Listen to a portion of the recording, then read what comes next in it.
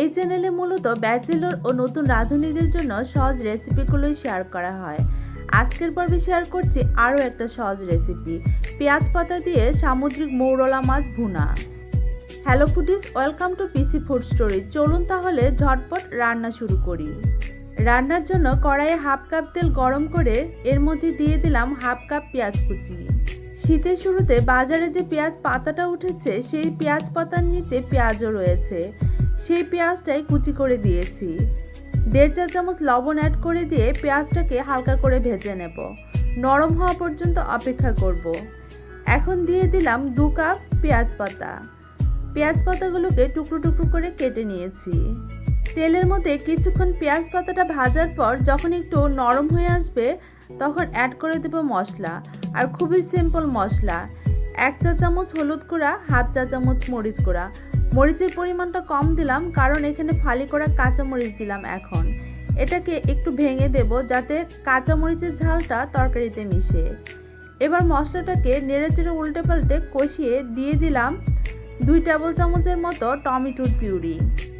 মশলাটাকে আরও কিছুক্ষণ ভুনে নিচ্ছি।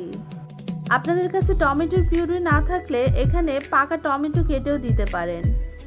অ্যাড করে দিলাম 1 কাপ পানি। এখন এর মধ্যে দিয়ে দিচ্ছি 250 গ্রাম মৌরলা মাছ। অনেকে এটাকে মৌরলা মাছ বলে, আবার অনেকেই সামুদ্রিক মলা মাছ বলে। মাছটা রান্নার আগেই ভালো করে নেড়েচেড়ে মিশিয়ে নিতে হবে। রান্না হয়ে যখন মাছটা সেদ্ধ হয়ে যাবে তখন নাড়াচাড়া করলে ভেঙে যাবে। এখন এর মধ্যে অ্যাড করে দিচ্ছি কিছু ধনিয়া পাতা কুচি।